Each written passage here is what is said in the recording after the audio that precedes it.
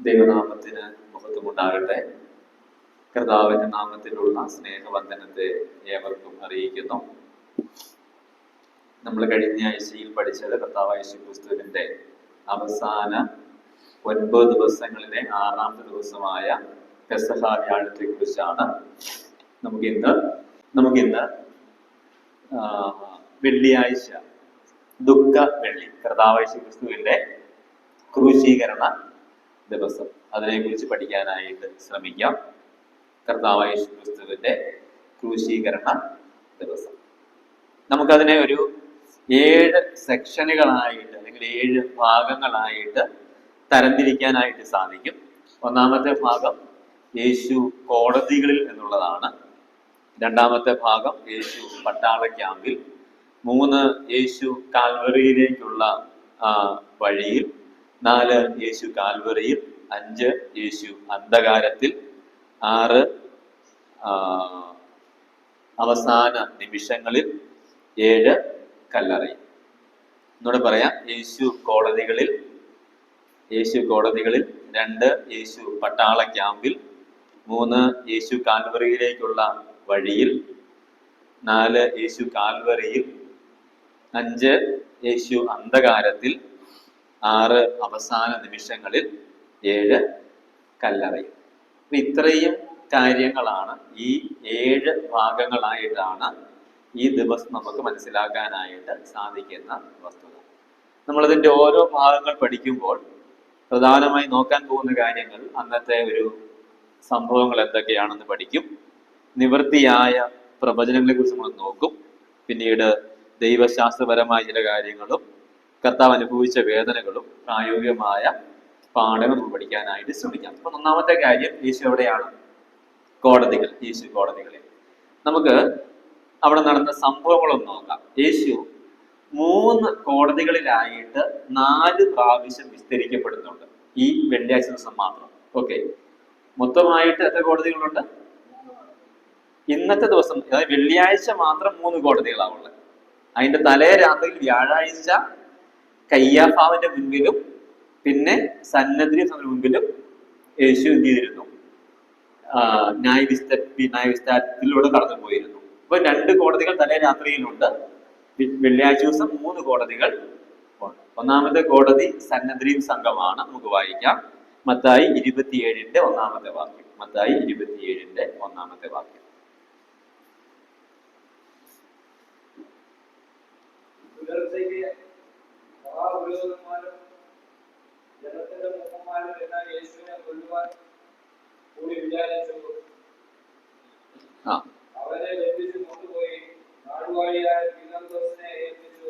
മതി. അപ്പൊ ഇവിടെ നമ്മൾ കാണുന്ന ആദ്യത്തെ കാര്യം, ഈ മഹാപുരോഹിതന്മാരും അതുപോലെ തന്നെ മൂപ്പന്മാരും എല്ലാവരും കൂടി വിചാരിച്ച് യേശുവിനെ കൊല്ലാൻ വേണ്ടി എന്ത് ചെയ്യുക? ഒരു തീരുമാനം എടുക്കുകയാണ്. അപ്പൊ സന്നദ്ധിയും സംഘം എന്ന് പറയുന്ന ഒരു സംഘം യഹൂദന്മാർക്കിടയിൽ ഉണ്ട്.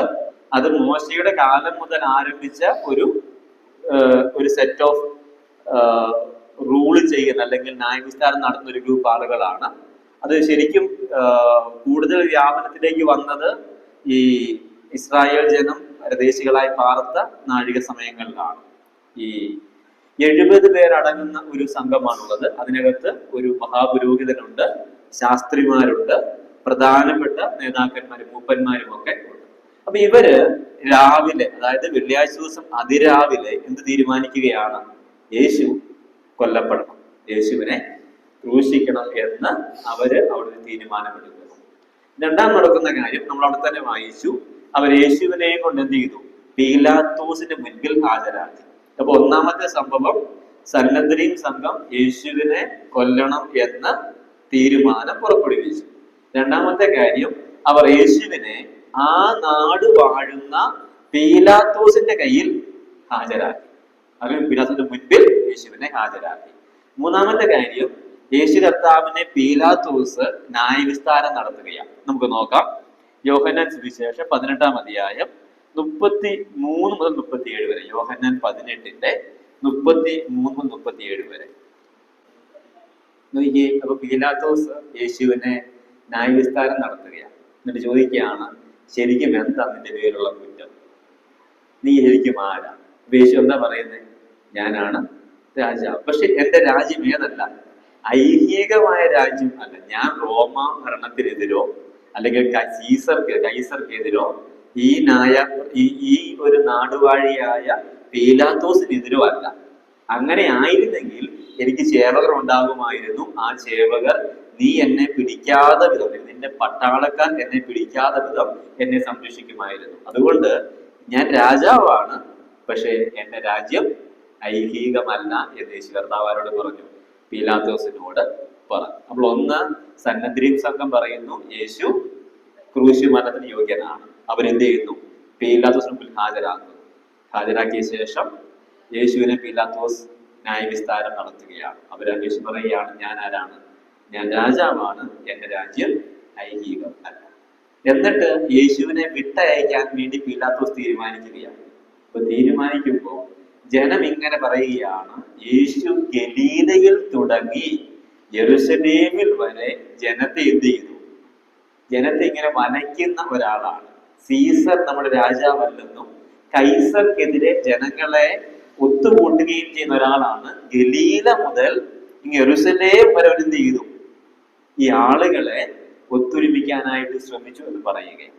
അപ്പൊ പിലാത്ത് ചോദിക്കുകയാണ്, ഗലീലക്കാരനാണോ? അങ്ങനെയാണെങ്കിൽ ഗലീല പ്രദേശം പാടുന്ന ഒരു രാജാവുണ്ട്, ഒരു നാടുവാഴിയുണ്ട്, ഹേരോദാവ്. അവന്റെ അടുക്കൽ എന്ത് ചെയ്യാം? ഇവനെ അയക്കാം. അപ്പൊ യേശുവിനെ എന്ത് ചെയ്യുന്നു? ഈ ഹേരോദാവിന്റെ അടുക്കലേക്ക്, ഹേരോദാവ് എന്ന് ഈ യെരുശലേമിന്റെ സമീപത്ത് വന്ന് താമസിക്കുന്നുണ്ട്. അതുകൊണ്ട് എന്ത് ചെയ്യുന്നു? ഹേരോദാവിന്റെ അടുക്കിലേക്ക് അവനെ അയക്കുന്നു. ലൂക്കോസ് 23:4 മുതൽ 7 വരെ. ലൂക്കോസ് 23:4 മുതൽ 7 വരെ.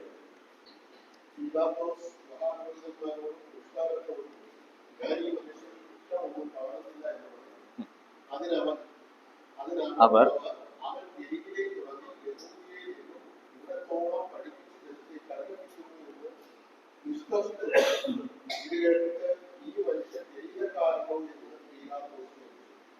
ഹെരോദാവിന്റെ അധികാരത്തിൽ ഉൾപ്പെട്ടവൻ എന്ന് അറിഞ്ഞിട്ട് അന്ന് യെരുശലേമിൽ വന്ന് പാർക്കുന്ന ഹെരോദാവിന്റെ അടുക്കൽ അവരെ അയച്ചു.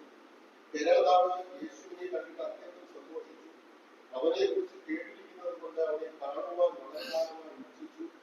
അവൻ വല്ല അടയാളവും ചെയ്യുന്നത് കാണാം എന്ന് വസിച്ചു. ഏഴോട് ചോദിച്ചിട്ടും അവൻ അവരോട് ഉത്തരം ഒന്നും പറഞ്ഞില്ല.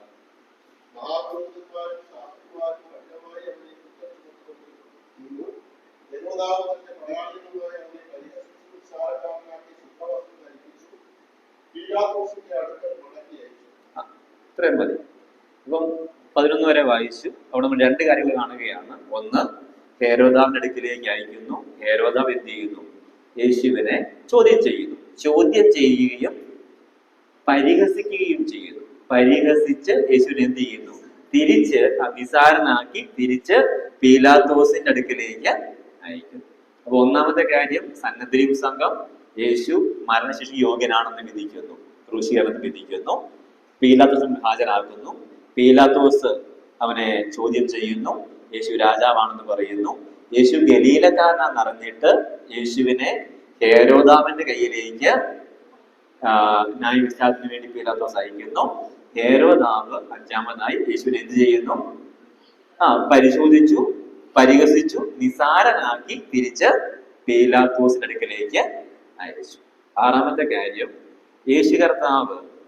പീലാത്തോസ് യേശു കർത്താവിനെ അടുപ്പിച്ച് വിട്ടയക്കാം എന്ന് തീരുമാനിച്ചിട്ട് പടയാളികളെ അതിനു വേണ്ടി ഏൽപ്പിച്ചു. അത് നമുക്ക് യോഹന്നാൻ 19:1 മുതൽ 5 വരെ. യോഹന്നാൻ 19:1 മുതൽ 5 വരെ. യേശുവിനെ കൊണ്ടുപോയി വാറുകൊണ്ട് അടുപ്പിച്ച് പടയാളികൾ കൊണ്ടുവന്ന ഒരു കിരീടം തന്നു അവന്റെ തലയിൽ വെച്ച് വസ്ത്രം ധരിപ്പിച്ചു. അവന്റെ അടുക്കൽ ചെന്ന് യഹൂദന്മാരുടെ രാജാവേ ജയ ജയ എന്ന് പറഞ്ഞു അവനെ കണ്ണടിച്ചു. പീലാത്തോസ് പിന്നെയും പുറത്തു വന്നു, ഞാൻ അവന്റെ ഒരു കുറ്റം കാണുന്നില്ല എന്ന് നിങ്ങൾ അറിയരുതെന്ന് അവനെ നിങ്ങളുടെ അടുക്കൽ ഇതാ പുറത്തു കൊണ്ടുവരുന്നു എന്ന് പറഞ്ഞു. അങ്ങനെ യേശു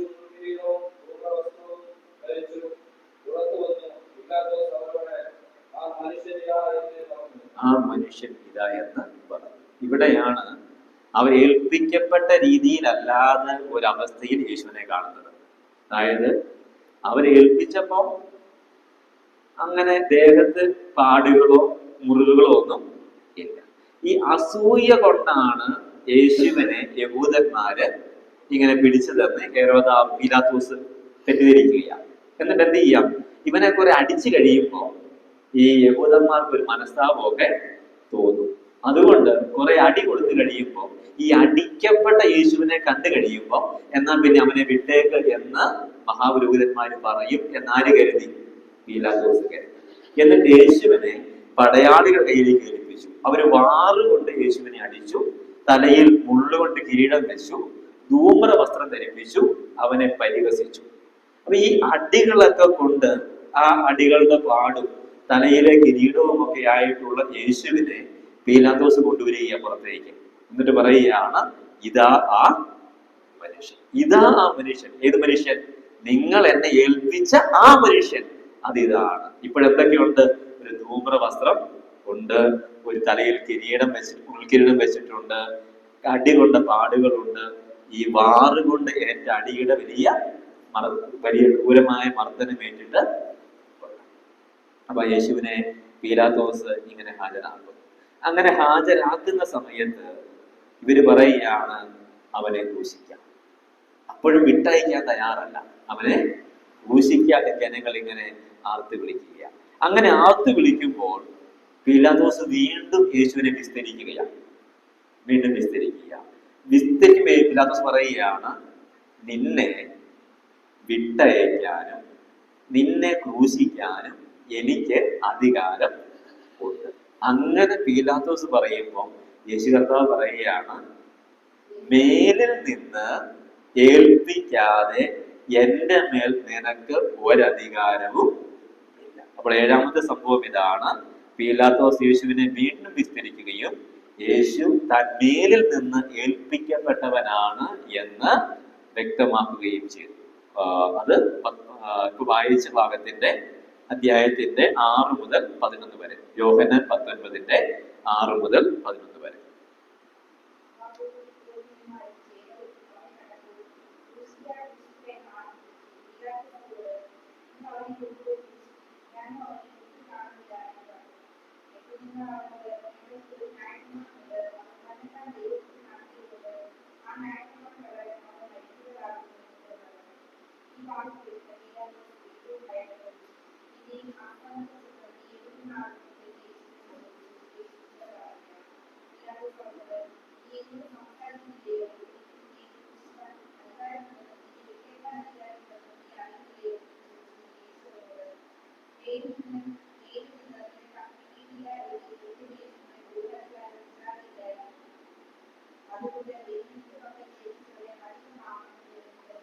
മതി.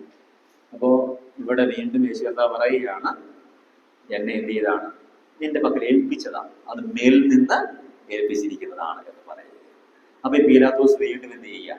യേശുവിനെ വിട്ടയക്കാൻ വേണ്ടി തീരുമാനിക്കുകയാണ്. അങ്ങനെ വിട്ടയക്കാൻ വേണ്ടി ആഗ്രഹിക്കുമ്പോൾ യഹൂദന്മാര് പറയുകയാണ്, ഈ മഹാപുരോഹിതന്മാരൊക്കെ പറയുകയാണ്, യേശുവിനെ നീ വിട്ടയച്ചാൽ നീ കൈസരുടെ സ്നേഹിതനല്ല. നോക്കിയേ, അതിന്റെ തൊട്ടടുത്ത വാക്യം പീലാത്തോസ് 12-ാം വാക്യം, ഇത് നിമിത്തം പീലാത്തോസ് അവനെ വിട്ടയക്കാൻ ശ്രമിച്ചു. യഹൂദന്മാരോ, നീ ഇവനെ വിട്ടയച്ചാൽ കൈസരുടെ സ്നേഹിതനല്ല, തന്നെത്താൻ രാജാവാക്കുന്നവൻ എല്ലാം കൈസരോട് മത്സരിക്കുന്നുവല്ലോ എന്ന് ആർത്ത് പറഞ്ഞു. അപ്പൊ ഇവിടെ ഈ യഹൂദന്മാർ ഇത്രയും നേരം യേശുവിനെതിരായിരുന്നു, ഇപ്പൊ ആർക്കൂടെ എതിരാകാൻ പോവുക? പീലാത്തോസിനെതിരാകാനായിട്ട് പോവുകയാണ്. അന്നത്തെ ഒരു ഭരണ സംവിധാനം എന്ന് പറയുന്നത് റോമ ഗവൺമെന്റ് ആണ് എല്ലാ ദേശങ്ങളെയും വാഴുന്നത്. ഏറ്റവും പരമോന്നതമായ അധികാരം റോമ സാമ്രാജ്യത്തിനാണ്. അവര് ചെയ്തിരുന്നത് ഓരോ പ്രദേശങ്ങളിൽ ഓരോ ഭരണകർത്താക്കളെ ഏൽപ്പിക്കും. ഇപ്പൊ പീലാത്തോസ് യഹൂദിയ വാഴുന്ന ആളാണ്, ഹെരോദാവ് ഗലീലിയ വാഴുന്ന ആളാണ്. അപ്പൊ ഇവർക്ക് രാജഭരണം നടത്താനുള്ള അനുവാദമുണ്ട്, അവിടെയുള്ള കാര്യങ്ങളൊക്കെ ചെയ്യാൻ സ്വാതന്ത്ര്യമുണ്ട്. പക്ഷെ കരം കൊടുക്കുന്ന ആർക്കായിരിക്കണം? ഈ സീസറിന്, കൈസർക്ക് കരം കൊടുക്കണം. കൈസരുടെ അധീനതയിൽ, കൈസരുടെ കീഴിൽ കൈസരുടെ സ്നേഹിതനായിട്ടാണ് എന്ത് ചെയ്യുന്നത്? ഇവരെല്ലാം രാജ്യം ഭരിക്കുന്നത്. കൈസരുടെ ശത്രുവായാൽ അല്ലെങ്കിൽ കൈസർക്കെതിരെ മത്സരിച്ചാൽ കൈസർ തന്റെ പടയാളികളുമായിട്ട് വരും. ഇവരെ എന്ത് ചെയ്യും? ഒന്നെങ്കിൽ കൊല്ലും, അല്ലെങ്കിൽ അടിമകളായി കൊണ്ടുപോകും. അപ്പം കൈസരുടെ സ്നേഹിതനായാൽ മാത്രമേ എന്തുള്ളൂ? അധികാരം ഉള്ളൂ, ഭരണമുള്ളൂ. ഇത് പേടിച്ചിട്ട് ഈ പീലാത്തോസ് ഒരു പാത്രത്തിൽ വെള്ളം എടുക്കുകയും അവന്റെ കൈ കഴുകുകയും ചെയ്യുകയാണ്. അവന്റെ കൈ കഴുകുക. ഈ നീതിമാൻ രക്തത്തിൽ എനിക്ക് പങ്കില്ല എന്ന് പറയുക. അത് നമുക്ക് 12:13, അതായത് യോഹന്നാൻ 19:12, 13, മത്തായി 27:24 എന്നീ ഭാഗങ്ങളിൽ വായിക്കാം. മത്തായി 27:24. പുരുഷാരം കാണെ കൈ കഴുകി. അങ്ങനെ എനിക്ക് കുറ്റമില്ല, ഞാനൊരു നിരപരാധിയാണ് എന്ന് പറഞ്ഞപ്പോ യഹൂദന്മാര് യേശുവിന്റെ മരണത്തിന്റെ ഉത്തരവാദിത്വം ഏറ്റെടുത്തു. 25-ാം വാക്യം, തൊട്ടടുത്ത വാക്യം.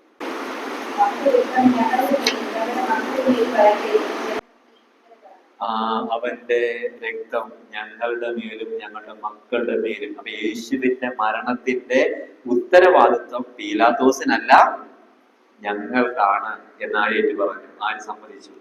യഹൂദന്മാര് ആ ഉത്തരവാദിത്വം ഏറ്റെടുത്തു. അപ്പൊ ഒന്ന്, സന്നദ്ധ സംഘം യേശു മരണയോഗ്യനാണെന്ന് വിധിച്ചു. യേശുവിനെ പീലാത്തോസിന് മുമ്പിൽ ഹാജരാക്കി. പീലാത്തോസ് യേശുവിനെ ചോദ്യം ചെയ്തു. യേശു രാജാവാണെന്ന് മനസ്സിലാക്കി. യേശു ഗലീലക്കാരനാണെന്നറിഞ്ഞ് ഹേരോദാവിലേക്ക് യേശുവിനെ അയച്ചു. ഹേരോദാവ് യേശുവിനെ പരിശോധിച്ചു, നിന്ദിച്ചു, പരിഹസിച്ചു. യേശുവിനെ തിരിച്ച് പീലാത്തോസിന്റെ അടുക്കിലേക്ക് വിട്ടയച്ചു. പീലാത്തോസ് യേശുവിനെ വീണ്ടും ചോദ്യം ചെയ്യുമ്പോ ഈ യേശു തന്റെ മേലുള്ള അധികാരം മേലിൽ നിന്ന് കിട്ടിയതാണ് എന്ന് വ്യക്തമാക്കി. യേശുവിനെ അടിക്കാൻ വേണ്ടി ഏൽപ്പിച്ചു കൊടുത്തു. അങ്ങനെ അടിക്കപ്പെട്ട യേശുവിനെ കണ്ടപ്പോഴും ഇവര് പറഞ്ഞു യേശുവിനെ ക്രൂശിക്കാം. അപ്പൊ പീലാത്തോസ് എന്ത് ചെയ്തു? കൈ കഴുകി. കൈ കഴുകിയപ്പോ ഇവര് പറഞ്ഞു, നീ നിരപരാധി, ഓക്കെ, പക്ഷെ ഞങ്ങൾ എന്ത് ചെയ്തേക്കാം, ഞങ്ങൾ ഈ ഉത്തരവാദിത്വം ഏറ്റെടുത്തോളാം എന്ന് പറഞ്ഞു. അങ്ങനെ പീലാത്തോസ് ബറാബാസ് എന്ന് പറയുന്ന ഒരു കുറ്റവാളിയെ വിട്ടുകൊടുക്കുകയും യേശുവിനെ ക്രൂശിപ്പാനായിട്ട് ഏൽപ്പിച്ചു കൊടുക്കുകയും ചെയ്തു. നമുക്കത് മത്തായി 27:26, മർക്കോസ് 15:15 വാക്യം. മത്തായി മാത്രം വായിച്ചാൽ മത്തായി 27:26, മത്തായി 27:26.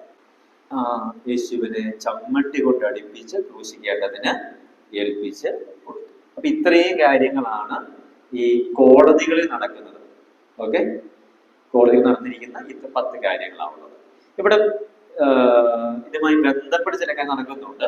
ഈ രാവിലെ സമയത്ത് യൂദ പോയി ഈ മഹാരൂപനെ കണ്ട് പറയുന്നുണ്ട്, ഞാൻ കുറ്റമില്ല രക്തത്തെ ഒറ്റിക്കൊന്ന് പറയുന്നുണ്ട്. അപ്പൊ അവര് പറയും, നീ നിന്റെ ഇഷ്ടം പോലെ ചെയ്തു. അവൻ പോയി കെട്ടി ഞാൻ ചാകുന്നുണ്ട്.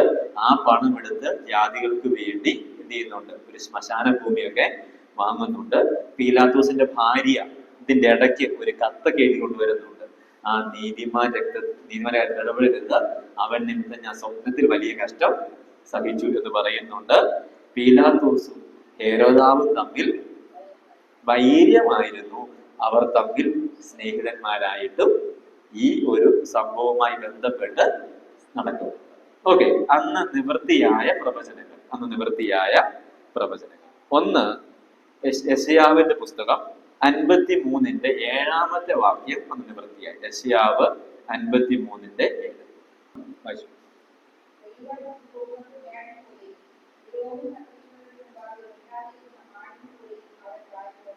അപ്പൊ പീലാത്തോസിന്റെ മുൻപിലും ഹേരോദാവിന്റെ മുൻപിലും യേശു നിശബ്ദനായിട്ട് ഇരുന്നു. ഉത്തരം പറഞ്ഞില്ല എന്നതിനർത്ഥമില്ല, പറയേണ്ട ഉത്തരങ്ങൾ മാത്രം പറയുകയും ബാക്കി ആരോപണം ഉണ്ടായപ്പോൾ അവര് പോലും അത്ഭുതപ്പെടുമാറ് യേശു എന്ത് ചെയ്തു?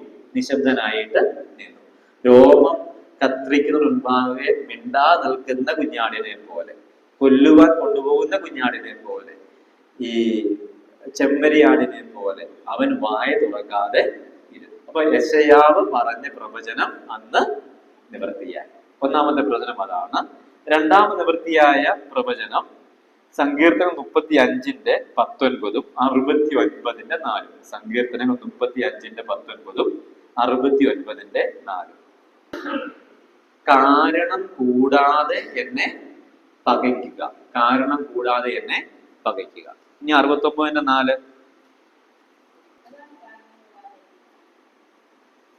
35-19 വായിച്ചു. കാരണം കൂടാതെ എന്നെ പകയ്ക്കുക എന്നുള്ള ആ ഒരു പ്രവചന നിവർത്തി. കാരണം കൂടാതെ ഈ യഹൂദന്മാര് യാതൊരു കാരണവുമില്ലാതെ എന്ത് ചെയ്തു? യേശുവിനെ പകച്ചു. അത് അന്ന് നിവൃത്തിയായി. ഇനി മൂന്നാമത് നിവൃത്തിയായ പ്രവചനം യെശയ്യാവ് 53-3 വാക്യം. യെശയ്യാവ് 53-3 വാക്യം.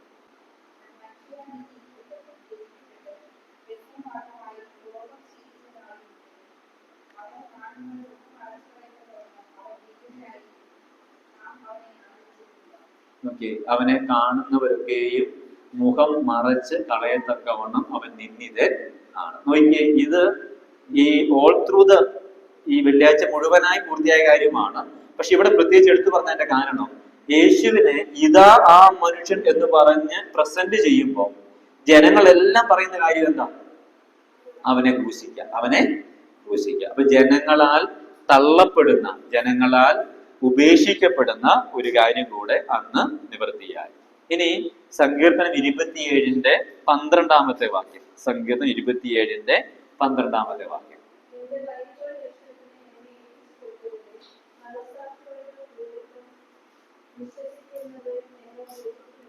ഇവിടെ കള്ളസാക്ഷികളെ കുറിച്ച് പറയുകയാണ്.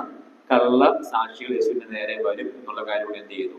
ഇവിടെ നിവൃത്തിയായി. അപ്പം 4 പ്രവചനങ്ങൾ നിവൃത്തിയായി. ഒന്ന്, യെശയ്യാവ് 53-7 യേശുവിന്റെ നിശബ്ദത, യേശു സംസാരിക്കാതിരുന്ന കാര്യം നിവൃത്തിയായി. കാരണം കൂടാതെ ആളുകൾ യേശുവിനെ വെറുത്ത കാര്യം നിവൃത്തിയായി. ജനങ്ങളാൽ യേശു ഉപേക്ഷിക്കപ്പെടുന്നു എന്നുള്ള കാര്യം നിവൃത്തിയായി. കള്ളസാക്ഷികൾ യേശുവിന്റെ നേരെ എഴുന്നേൽക്കും എന്നുള്ള കാര്യം അന്ന് നിവൃത്തിയായി. അന്ന് യേശുവിന്റെ വെളിപ്പെട്ട ദൈവശാസ്ത്രമായ കാര്യം പറയുന്നത് യേശുവിന്റെ നിരപരാധിത്വം വെളിപ്പെടും. ഈ 3 കോടതികളിലും ആദ്യത്തെ മതകോടതി യേശു മരണയോഗ്യനാണെന്ന് പറഞ്ഞെങ്കിലും കൃത്യമായ കാരണമില്ലായിരുന്നു. എന്തിനാണ് യേശു കൊല്ലപ്പെട്ട കൃത്യമായ കാരണം ഇല്ലായിരുന്നു. പീലാത്തോസ് പറഞ്ഞു ആ മനുഷ്യൻ ഇവൻ മരണയോഗ്യമായൊന്നും ചെയ്തിട്ടില്ല. ഹെരോദാവ് പറഞ്ഞു മരണയോഗ്യമായൊന്നും അവനിൽ ഇല്ല. അപ്പൊ യേശുവിനെ 3 കോടതികളിലായി 4 പ്രാവശ്യം മാറി മാറി വിസ്തരിക്കുമ്പോഴും യേശു നിരപരാധിയാണ് എന്ന് തെളിയപ്പെടുകയാണ്. ലൂക്കോസ് 23-14-15. ലൂക്കോസ് 23-14-15. ഞാൻ കുറ്റം ഒന്നും കണ്ടില്ല. ആരും കണ്ടില്ല? ഹെരോദാവും. പീലാത്തോസ് പറയുന്ന വാചകമാണ്. പീലാത്തോസ് പറയും ഞാൻ കണ്ടില്ല, ഹെരോദാവും എന്ത് ചെയ്തില്ല? കണ്ടില്ല. ഇനി യൂദ എന്താ പറഞ്ഞത്? യൂദ പറഞ്ഞ കാര്യം, ഞാൻ കുറ്റമില്ലാത്ത രക്തത്തെ, മത്തായി 27-4 വാക്യം. മത്തായി 27-4. മതി. ഇനി 19 വാക്യം വായിച്ചു. 19 വാക്യം കൂടെ അതേ അധ്യായം തന്നെ. ആ നീതിമാന്റെ കാര്യത്തിൽ അപ്പൊ നോക്കിയ യേശുവിന്റെ നിരപരാധിത്വം അവിടെ തെളിയപ്പെട്ടു. ന്യായം വിസ്തരിച്ച അല്ലെങ്കിൽ വിചാരണ നടത്തിയ ന്യായാധിപന്മാര് പറഞ്ഞു ഇവന്റെ ഒരു കുറ്റവും ഇല്ല. ന്യായാധിപന്റെ ഭാര്യ പറഞ്ഞു ഇവന്റെ ഒരു കുറ്റവും, അവൻ നീതിമാനാണ്. യേശുവിനെ കാണിച്ചു കൊടുത്ത യൂദ പറഞ്ഞു ഞാൻ കുറ്റമില്ലാത്ത രക്തത്തെ കാണിച്ചു കൊടുത്തു. അപ്പൊ യേശുവിന്റെ നിരപരാധിത്വം അവിടെ തെളിയിക്കപ്പെട്ടു, വെളിപ്പെട്ടു. ഇനി യേശു ഒരു പ്രതിപകരമാകുമെന്നുള്ള കാര്യം വെളിപ്പെട്ടു. കാരണം 27-26 വാക്യം. 27-26 വാക്യം. മത്തായി 27-26.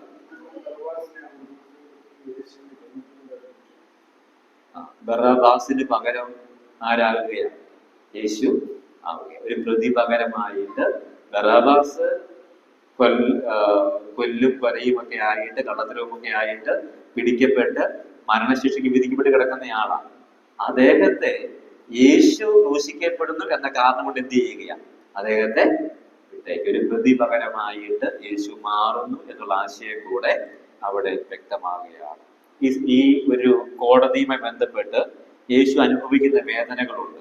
ശാരീരികമായിട്ട് വാളുകൊണ്ടുള്ള അടി യേശു ഏറ്റു.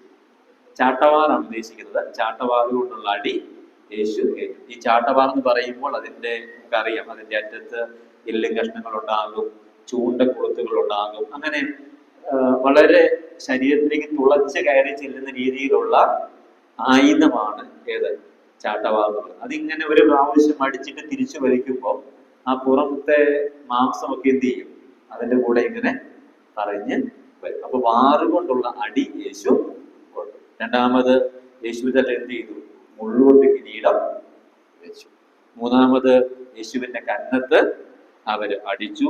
യേശുവിന്റെ വസ്ത്രം അവര് പിഴുതു മാറ്റി. എന്നിട്ട് ധൂമ്ര വസ്ത്രം ധരിപ്പിച്ചു. നിങ്ങൾ ഈ വസ്ത്രം മാറ്റി അതൊക്കെ പറയുമ്പോൾ അതൊരു മാന്യമായ രീതിയിലാണ് ഇത് ചിന്തിക്കാൻ യാതൊരു നിർവാഹവുമില്ല. കാരണം ക്രൂരന്മാരായ റോമ പടയാളികളാണ് ഇത് ചെയ്യുന്നത്. വസ്ത്രമൊക്കെ വലിച്ച് മാറ്റുകയായിരിക്കും, അല്ലെങ്കിൽ അവനെ പരസ്യമായ രീതി, ഈ പടയാളെല്ലാം കാണത്തക്ക നിലയിലുള്ള ഒരു പരസ്യമായ രീതിയിലാണ് എന്ത് ചെയ്യുന്നത്? ഇങ്ങനെ സംഭവിച്ചിട്ടുള്ളത്. അപ്പൊ നഗ്നത യേശു എന്ത് ചെയ്തു? അവിടെ അനുഭവിച്ചു. വാറുകൊണ്ടുള്ള അടി കൊണ്ടു, മുൾക്കിരീടം ചൂടി, കന്നത്ത് അടിയേറ്റു, നഗ്നത യേശു കർത്താവ് അനുഭവിച്ചു. അങ്ങനെ ശാരീരികമായ 4 വേദനകളിലൂടെ യേശു കർത്താവ് കടന്നുപോയി. ഇന്ന് നാം മാനസികമായിട്ട് നോക്കുകയാണെങ്കിൽ തെറ്റായ ആരോപണങ്ങൾ യേശുവിന് നേരെ ഉണ്ടായി. സ്വന്തം ജനം യേശുവിനെ തള്ളിക്കളഞ്ഞു. പാപഭാരം യേശുവിനെ ഇങ്ങനെ ഭരിച്ചുകൊണ്ട് ഇരുന്നു. അപ്പൊ മാനസികമായും അത്രയും വ്യതകളിലൂടെ യേശു കർത്താവ് കടന്നുപോയിട്ടുണ്ട്. നമുക്ക് പഠിക്കാൻ കഴിയുന്ന ചില പാഠങ്ങൾ ഇവിടെ നിന്നുണ്ട്. ഒന്ന്, നമ്മുടെ കർത്താവിന്റെ സൗമ്യതയാണ്. കർത്താവിന്റെ സൗമ്യത. അവൻ വായ തുറക്കാതെ ഇരുന്നു. അവൻ വായ തുറക്കാതെ തന്നെ കുറിച്ച് കള്ളസാക്ഷികൾ വന്ന് ഇങ്ങനെ ആരോപണങ്ങൾ ഒന്നിനു പുറകെ ഒന്നായി പറയുമ്പോൾ, യേശുവിനെ ഇങ്ങനെ കോടതികളിലേക്ക് വലിച്ചിഴച്ചു കൊണ്ടുപോകുമ്പോൾ യേശു ഒരു ഉത്തരം പോലും പറയുന്നില്ല. ഈ ന്യായാധിപന്മാര് ആശ്ചര്യപ്പെട്ടു പോകുന്നത് പോലെ യേശു അത്രമാത്രം മൗനമായിട്ട് ഉത്തരം പറഞ്ഞില്ല എന്നല്ല അതിന്റെ അർത്ഥം. പറയേണ്ട ഏറ്റവും പ്രധാനപ്പെട്ട ഉത്തരങ്ങൾ മാത്രം പറയുകയും ബാക്കിയുള്ള സമയങ്ങളിലെല്ലാം യേശു മിണ്ടാതിരിക്കുകയും ചെയ്തു. ആകെ പറഞ്ഞ ഉത്തരം, ഞാൻ രാജാവാണ്, പക്ഷെ എന്റെ രാജ്യം ഐഹികമല്ല. രണ്ടാമത് പറഞ്ഞ ഉത്തരം, മേലിൽ നിന്ന് ഏൽപ്പിക്കാതെ എന്റെ മേൽ ഒരു അധികാരവും ഇല്ല, എന്നെ ഏൽപ്പിച്ചിരിക്കുകയാണ്, ഇനി നിന്റെ പക്കൽ എന്നെ ഏൽപ്പിച്ചവന് അധികം ശിക്ഷ ഉണ്ട്. ഇത്രയും കാര്യങ്ങളൊക്കെ യേശു പറഞ്ഞിട്ടുള്ളൂ. ബാക്കി എല്ലാ സമയങ്ങളിലും യേശു എന്ത് ചെയ്തു? മൗനം പാലിച്ചു. അപ്പൊ കർത്താവിന്റെ സൗമ്യത നമുക്കൊരു പാഠമാണ്. നമ്മളും എന്താകണം? സൗമ്യതയുള്ളവർ ആകണം. ഈ ആരോപണങ്ങളോടെല്ലാം യേശുവിന്റെ സമീപനം സ്വീകരിക്കാൻ തയ്യാറായാൽ ഒരു പരിധി വരെ അതൊരു നല്ല ശീലമായിരിക്കും. കാരണം നമുക്ക് എല്ലാവരുടെയും ഒന്നും വായടപ്പിക്കാനോ എല്ലാവരോടും കൃത്യമായി ഉത്തരം പറയാനൊന്നും കഴിയത്തില്ല. അതുകൊണ്ട് ആരോപണമൊക്കെ ഉണ്ടാകുമ്പോൾ യേശുവിനെ മാതൃകയാക്കുക. കാലം എല്ലാം തെളിയിക്കും. കാലമെല്ലാം തെളിയിക്കും. കാരണം കുറച്ച് മണിക്കൂർ കഴിയുമ്പോൾ പീലാത്തോസ് പറയുന്നുണ്ട് ഇവൻ നീതിമാനാണ്. പീലാത്തോസിന്റെ ഭാര്യ പറയുന്നുണ്ട് യേശു നീതിമാനാണ്. യേശുവിനെ ക്രൂശിച്ച, അതിന് നേതൃത്വം വഹിച്ച ശതാധിപൻ പറയുന്നുണ്ട് ഈ മനുഷ്യൻ വാസ്തവമായി നീതിമാനാണ്. കാലം പിന്നീട് തെളിയിക്കുന്നുണ്ട് യേശു നീതിമാനാണ്. അപ്പൊ നിശബ്ദത പാലിച്ചാൽ കാലം എന്ത് ചെയ്തോളും? കാലം തെളിയിക്കും. അതുകൊണ്ട് നിശബ്ദത പാലിക്കുക. 2, ഈ പീലാത്തോസിന്റെ ഭാര്യയുടെ ഒരു ധീരതയുണ്ട്. അപ്പൊ നമുക്കൊന്ന് പഠിക്കാൻ കഴിയുന്ന, അല്ലെങ്കിൽ ഒന്ന് മാതൃകയാക്കാൻ പറ്റുന്ന ഒന്നാണ്. കാരണം അവൾ മനസ്സിലാക്കി യേശു ആരാണ്? നീതിമാനാണ്. അത് അറിയിക്കാനുള്ള ധൈര്യം ആര് കാണിച്ചു? ഈ സഹോദരി കാണിച്ചു. ഇനി പീലാത്തോസ് ഭയങ്കര ബലഹീനനാണ്. അവൻ പറയുകയാണ്, കൈസർക്ക് ഞാൻ ശത്രുവാകുന്നതിനേക്കാൾ നല്ലത് യേശു കൊല്ലപ്പെടുന്നതാണ്, അല്ലെ? അധികാരം എന്ന ബലഹീനത ആർക്കുണ്ടായിരുന്നു? പീലാത്തോസിനുണ്ടായിരുന്നു. ഇവിടെ ഒരു നിരപരാധി മുമ്പിൽ നിൽക്കുകയാണ്. ജനം പറയുകയാണ്, നീ ഇവനെ ക്രൂശിച്ചില്ലെങ്കിൽ നീ ആരാകും? റോമ ഗവൺമെന്റിന്റെ ശത്രുവായിട്ട്, കൈസന്റെ ശത്രുവായിട്ട് നീ മാറും. അപ്പൊ ഇവനെ കൊല്ലുകയല്ലാതെ വേറെ ഒരു മാർഗവും ആർക്കില്ല? പീലാത്തോസിനില്ല. അല്ലെങ്കിൽ എന്ത് ചെയ്യണം? ഈ അധികാരം വേണ്ടെന്ന് വെക്കണം. പക്ഷെ പുള്ളി ബലഹീനായതുകൊണ്ട് സംഭവിച്ചു, അധികാരം മതി, യേശുവിനെ കൊന്നേക്കാം, യേശുവിനെ ക്രൂശിച്ചേക്കാം തീരുമാനിക്കുകയാണ്. പീലാത്തോസ് ഒരു ബലഹീനതയാണ്. നമ്മുടെ ബലഹീനതകളിലാണ് നമ്മൾ എന്ത് ചെയ്യുന്നത്? വീണ് പോകുന്നത്. നമ്മൾ ഏറ്റവും സ്ട്രോങ് ആയ മേഖലകളുണ്ട്, അവിടെ അല്ല പരീക്ഷിക്കപ്പെടുന്നത്. നമ്മൾ എവിടെയാണോ വീക്ക്, എവിടെയാണോ നമ്മുടെ ചാബല്യം, അവിടെയാണ് നമ്മൾ എന്ത് ചെയ്യുന്നത്? പരീക്ഷിക്കപ്പെടുക. അവിടെയാണ് പരാജയങ്ങൾ സംഭവിക്കുക. നമ്മൾ ഏറ്റവും സ്ട്രോങ് ആയ കുറെ മേഖലകൾ കാണും, അവിടെ ഒന്നും ഒരു പരീക്ഷയും ഉണ്ടാകാൻ പോകുന്നില്ല. പക്ഷെ നമ്മൾ ഏറ്റവും ബലഹീനമായ സ്ഥലങ്ങളുണ്ട്. അബ്രഹാം ഏറ്റവും ബലഹീനനായ തന്റെ മകന്റെ മുമ്പിലാണ്. മകനെ ഏറ്റവും അധികം സ്നേഹിച്ചു. അപ്പൊ ദൈവം പറഞ്ഞു, നീ സ്നേഹിക്കുന്ന നിന്റെ ഏകജാതനായ ഇസഹാക്കിനെ തന്നെ യാഗം കഴിക്കാം. ഏറ്റവും ബലഹീനമായ സ്ഥലങ്ങളിലാണ് നമ്മൾ എന്ത് ചെയ്യാറുള്ളത്? പരീക്ഷിക്കപ്പെടാറുള്ളത്. അപ്പം പീലാത്തോസിന്റെ ബലഹീനം നമുക്കൊരു പാഠമാണ്. നമ്മൾ ഏതൊക്കെ മേഖലയിൽ ബലഹീനമാണോ അത് ഓർമ്മ വേണം. അത് ഓർമ്മയുണ്ടെങ്കിൽ എന്ത് ചെയ്യാൻ പറ്റും? അതിനെ അതിജീവിക്കാനായിട്ട് നമുക്ക് സാധിക്കും. ഇനി ഇസ്രായേൽ മക്കളുടെ ഒരു അബദ്ധമുണ്ട്. എന്തെന്നറിയാമോ? ഈ ആവേശം മൂത്തിട്ട് അവര് പറഞ്ഞു, പീലാത്തോസെ നീ പേടിക്കണ്ട, അവന്റെ രക്തം ഞങ്ങളുടെ മേലും ഞങ്ങളുടെ മക്കളുടെ മേലും വന്നു. ഇത് പറഞ്ഞിട്ട് ചില വർഷങ്ങൾ കഴിയുമ്പോൾ ഈ റോമ ഗവൺമെന്റ് തന്നെ യഹൂദന്മാർക്കെതിരാവുക. AD 70 ടൈറ്റസ് എന്ന് പറയുന്ന, അന്ന് അദ്ദേഹം സീസറായിട്ടില്ല. അദ്ദേഹം വന്ന് യെരൂശലേം ദേവാലയം മുഴുവൻ നശിപ്പിക്കുകയാണ്. നശിപ്പിക്കുന്നത് മാത്രമല്ല, യേശു കർത്താവ് പ്രവചിച്ചതുപോലെ കല്ലിന്മേൽ കല്ല് ശേഷിക്കാതെ അത് മുഴുവനായിട്ട് എടുത്തു കളയുന്നു. നിരവധി ആളുകളെ കൊല്ലുന്നു, നിരവധി സ്ത്രീകളെ കൊല്ലുന്നു. അങ്ങനെ സംഭവിച്ചു കഴിയുമ്പോൾ ഈ ജനം ഇങ്ങനെ പാലായനം ചെയ്യുക പല സ്ഥലങ്ങളിലേക്ക്. ഇവൻ നമ്മുടെ ഇന്ത്യയിലേക്കും AD 70 അനേക യഹൂദന്മാർ വന്നു. ഒറ്റ കാരണമേ ഉള്ളൂ, അവർ പീഡിപ്പിക്കപ്പെട്ടു. ഇവര് പീഡ ഏറ്റെടുത്തതാണ്. ഈ ആവേശം പൂത്തപ്പം ഇവര് പറഞ്ഞു, ഞങ്ങളുടെ മേൽ ആ രക്തം വന്നോട്ടെ, ഞങ്ങൾ ആ കുറ്റക്കാരെ ഞങ്ങൾ ഏറ്റെടുത്തേക്കാം. അതിന്റെ പരിണതഫലമായിട്ട് ഇന്നും യഹൂദന്മാർ അനുഭവിച്ചുകൊണ്ടിരിക്കുകയാണ്. അതിനൊരു അവസാനമുണ്ട്. തീർച്ചയായും റോമാലേഖനം 11 വായിക്കുന്നുണ്ട്, ജാതികളുടെ സംഖ്യ പൂർത്തിയാകുമ്പോൾ ഇസ്രായേലിന് വീണ്ടും വീണ്ടെടുപ്പ് ഉണ്ടാകും. അത് ശരിയാണ്. പക്ഷെ ആ നാഴിക വരെയും എന്ത് ചെയ്യുകയാണ്? അംശം ഒരു വലിയ പ്രതിസന്ധിയിലൂടെ അവര് കടന്നു പോവുകയാണ്. അവരെന്ത് ചെയ്തു? ആവേശം കൊണ്ട് അബദ്ധം കാണിച്ചു. ഈ ആവേശം കൊണ്ട് ഒരബദ്ധം നമ്മൾ എന്ത് ചെയ്യാൻ പാടില്ല? കാണിക്കാനായിട്ട് പാടില്ല. നമ്മുടെ തീരുമാനങ്ങൾ പോലും നമ്മൾ എടുക്കുമ്പോൾ പ്രാർത്ഥനയോടെ മാത്രമേ എടുക്കാവുള്ളൂ. ഈ നെഹമ്യാവ് വലിയ ദുഃഖം അദ്ദേഹം. ദുഃഖത്തിന്റെ കാരണം യെരൂശലേമിന്റെ മതിൽ ഇങ്ങനെ ഇടിഞ്ഞു കിടക്കുന്നു, അതിങ്ങനെ ചുട്ടുകിടക്കുന്നു. അതിന്റെ ശവക്കല്ലറകൾ ആളുകൾ ഇങ്ങനെ കയറി ഇറങ്ങി, അത് ആരും നോക്കാനില്ലാതെ ഇങ്ങനെ കിടക്കുന്നു. വലിയ ദുഃഖമാണ്. അദ്ദേഹം ഒരു ദിവസം ഇങ്ങനെ പാനപാത്രവുമായിട്ട് രാജാവിന്റെ അടുക്കൽ നിൽക്കുകയാണ്. രാജാവ് ചോദിച്ചു, നിന്റെ മുഖം എന്തെങ്കിലും വിഷാദിച്ചിരിക്കുന്നേ? അദ്ദേഹം പറഞ്ഞു, എനിക്ക് വലിയ മനോവ്യസനമുണ്ട്. എന്റെ പിതാക്കന്മാരുടെ കല്ലറകൾ ഇങ്ങനെ സംരക്ഷണമില്ലാതെ കിടക്കുകയാണ്. എന്റെ ദേശത്തിന്റെ ആ മതിലുകൾ പൊളിഞ്ഞു കിടക്കുകയാണ്, അത് ചുറ്റരിക്കപ്പെട്ട് കിടക്കുകയാണ്. അപ്പൊ എനിക്ക് ചിരിക്കാനായിട്ട് പറ്റും. രാജാവ് ചോദിച്ചു, നിനക്ക് എന്താ ആവശ്യം? What do you want? അങ്ങനെ ചോദിച്ചപ്പോൾ നമ്മൾ വായിക്കുന്നുണ്ട്, നെഹമ്യാവ് പ്രാർത്ഥിച്ചു. എന്നിട്ട് പറഞ്ഞു, എന്നെ എൻ്റെ നാട്ടിലോട്ട് പോയി ആ മതിലൊക്കെ ഒന്ന് പണിയാൻ വേണ്ടി എന്ത് ചെയ്യണം? അനുവദിക്കണം. നമ്മുടെ എല്ലാ തീരുമാനങ്ങളുടെയും പുറകിൽ ഒരു പ്രാർത്ഥനയുടെ ഒരു അനുഭവം ഉണ്ടാകണം. എന്ത് തീരുമാനം പറഞ്ഞാലും എന്ത് ചെയ്യണം? അത് പ്രാർത്ഥിച്ചിട്ട് പറയാം. അത് ഏത് കാര്യമാണെങ്കിലും ദൈവത്തോട് ചൊല്ലിയിരുന്ന് ഞാൻ എന്താ ചെയ്യേണ്ടത്? മൗനമായ പ്രാർത്ഥന.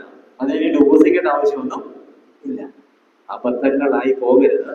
ഒരിക്കൽ അബദ്ധങ്ങളായി പോയാൽ പിന്നെ തിരുത്താൻ പറ്റാത്ത വിധം പല പ്രശ്നങ്ങളും ഉണ്ടായെന്ന് വന്നേക്കാം. അതുകൊണ്ട് നമുക്ക് അതോടൊന്ന് ഒരു പാഠമായി തീരട്ടെ. നമുക്ക് രണ്ടാമത്തെ സെക്ഷനിലേക്ക് പോകാം. രണ്ടാമതായി യേശു പട്ടാള ക്യാമ്പിലാണ്. യേശു പട്ടാള ക്യാമ്പിൽ. ആദ്യം യേശു എവിടെയായിരുന്നു?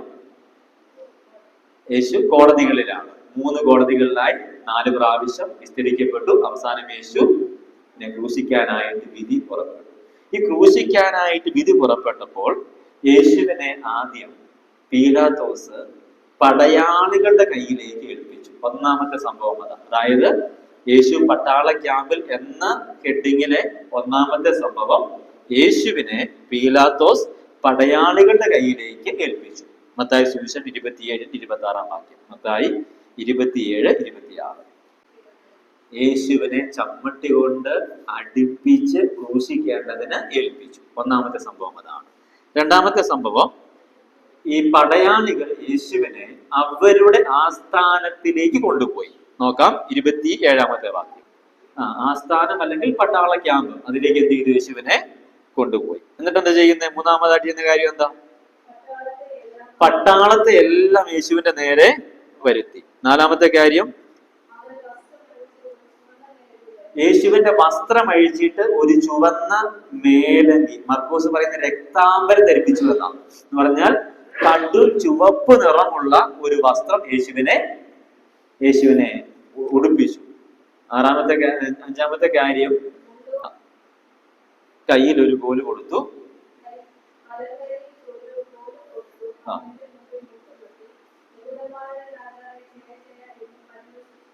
ഓക്കെ, ഓൾറെഡി കിരീടം ഉണ്ട്. ആ കിരീടം ഒന്നുകൂടെ വെച്ചു. കാരണം എന്താ? വസ്ത്രം മുരി പിന്നെ കിരീടം വീണ്ടും വെച്ചു. വസ്ത്രം മൂരി രക്താംബരം ധരിപ്പിച്ചു. എന്നിട്ട് വീണ്ടും എന്ത് ചെയ്തു? കിരീടം വീണ്ടും എടുത്ത് വെച്ചു. മുമ്പ് വെച്ച കിരീടമാണ്, അത് വീണ്ടും എടുത്ത് വെച്ചു. കയ്യിലൊരു കോല് കൊടുത്തു.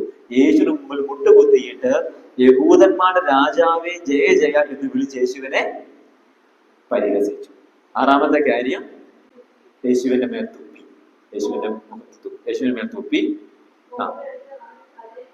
കോല് കൊണ്ട് തലയിലടിച്ചു. അപ്പൊ ഈ മുൾക്കിരീടം ഓൾറെഡി ഉണ്ട്, അതിലേക്ക് അടിക്കുന്നത്. അങ്ങനെ അടിക്കുമ്പോ ഈ മുള്ളുകൾ എന്ത് ചെയ്യും? തലയോട്ടിയിലേക്ക് ഇങ്ങനെ തുളച്ച് കയറും. ഓക്കെ, ഇവിടെ ചിന്തിക്കേണ്ട കാര്യം കൂടെ ഉണ്ട്. അവൻ എന്ത് ചെയ്തിട്ടുണ്ട്? ചമ്മട്ടി കൊണ്ടും അടിച്ചിട്ടുണ്ട്. 26 വാക്യം വായിക്കുന്നുണ്ട്, അവനെ ചമ്മട്ടി കൊണ്ട് അടിച്ച് ക്രൂശിക്കേണ്ടതിനെ ഏൽപ്പിച്ച്. ഓക്കെ, ചമ്മട്ടി കൊണ്ട് അടിച്ചു രേഖപ്പെടുത്തിയിട്ടില്ല. പക്ഷെ ചമ്മട്ടി കൊണ്ട് അടിക്കാൻ വേണ്ടി ഏൽപ്പിക്കപ്പെട്ടത് കൊണ്ട് എന്ത് ചെയ്തിട്ടുണ്ട്?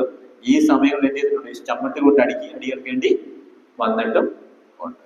ഇനി അടുത്ത കാര്യം, പരിഹസിച്ച് തീർന്നപ്പോൾ സ്വന്തം വസ്ത്രം ധരിപ്പിച്ചു ക്രൂശിപ്പാനായിട്ട് കൊണ്ടുപോയി. 10 കാര്യങ്ങളാണ് നടക്കുന്നത്. ഞാനൊന്ന് ക്രമത്തിലൊന്നുകൂടെ പറയാം. ഒന്ന്, പീലാത്തോസിന്റെ പടയാളി കയ്യിലേക്ക് യേശുവിനെ എന്ത് ചെയ്യുന്നു? ഏൽപ്പിക്കുന്നു. പടയാളികൾ യേശുവിനെ, രണ്ടാമത്തെ കാര്യം, ആ സ്ഥാനത്തിലോട്ട് കൊണ്ടുപോകുന്നു. 3, പട്ടാളത്തെ എല്ലാം യേശുവിന്റെ നേരെ വരുത്തുന്നു. 4, യേശുവിന്റെ വസ്ത്രം അവര് അഴിച്ചിട്ട് രക്താംബരം അല്ലെങ്കിൽ ചുവന്ന ഒരു മേലങ്കി യേശുവിനെ ധരിപ്പിക്കുന്നു.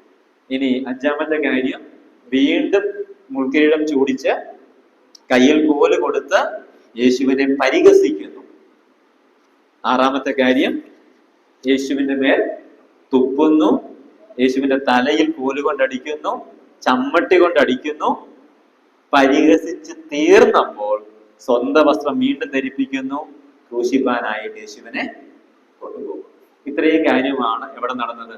പട്ടാള ക്യാമ്പിനകത്ത് നടന്നത്. ഇവിടെ നമ്മൾ ശ്രദ്ധിക്കേണ്ട ഒരു കാര്യം, എന്തിനാണ് ഈ ചുവന്ന മേലങ്കി രക്താംബരം ധരിപ്പിച്ചത് എന്നുള്ളതാണ്. അതിനൊരു കാരണമായിട്ട് വേദപണ്ഡിതാക്കൾ പറയുന്നത്, ഈ യേശുവിനെ ചമ്മട്ടി കൊണ്ടൊക്കെ അടിക്കുമ്പോൾ, ചാട്ടവാറ് കൊണ്ട് അടിക്കുമ്പോൾ, കോലുകൊണ്ട് അടിക്കുമ്പോൾ രക്തം ഇങ്ങനെ എന്ത് ചെയ്യും? ശരീരത്തിൽ നിന്ന് വരും. ഈ യേശുവിന്റെ സാധാരണ വസ്ത്രത്തിനാണെങ്കിൽ എന്ത് ചെയ്യും? ഈ രക്തക്കറ വന്നു കഴിയുമ്പോൾ പിന്നെ അടിക്കാനായിട്ടൊരു ബുദ്ധിമുട്ട് ആർക്ക് തോന്നാം? ഈ പടയാളികൾക്ക് തോന്നാം. അപ്പൊ ഈ രക്തക്കറകൾ കാണാതിരിക്കാൻ വേണ്ടി എന്ത് ചെയ്യുന്നത്? ഈ ചുവന്ന വസ്ത്രം ധരിപ്പിക്കുക. ഈ രക്താംബരമാണ്, അത് ഭയങ്കര കട്ടിയുള്ള വസ്ത്രമാണ്. അതിനകത്തേക്ക് വന്ന കറ പുറത്തോട്ട് അറിയുന്നില്ല. എത്ര കറ വന്നാലും അത് പുറത്ത് അറിയാത്ത വിധമുള്ള ഒരു വസ്ത്രമാണ് രക്താംബരം. അപ്പൊ യേശുവിനെ ഇങ്ങനെ മാറി മാറി അടിക്കുമ്പോൾ ആ അടിയുടെ തീവ്രത അല്പം പോലും കുറയാൻ പാടില്ല. ആദ്യം അടിച്ച അടിയേക്കാൾ എന്ത് ചെയ്യണം? കുറച്ചുകൂടെ ശക്തമായിട്ട് അടുത്ത അടി അടിക്കണം. ഈ റോമ ഗവൺമെന്റ് നിയമമുണ്ട്, 40 അടി കൂടെ അടിക്കാൻ പാടില്ല നിയമം. ഈ പൗലോസ് ഒരു പ്രാവശ്യം 39 പ്രാവശ്യം വെച്ച് എന്ത് ചെയ്യുന്നുണ്ട്? പലതവണ അടി കൊള്ളുന്നുണ്ട്. ഓക്കെ, അതായത് അവർ ഒരു സ്ട്രക്ചർ 40 അടിക്കത്തില്ല, 39 നിർത്തും. 40 അടിച്ചാൽ പിന്നെ അടിക്കാൻ പാടില്ലെന്നല്ലേ? അതുകൊണ്ട് എന്ത് ചെയ്യും?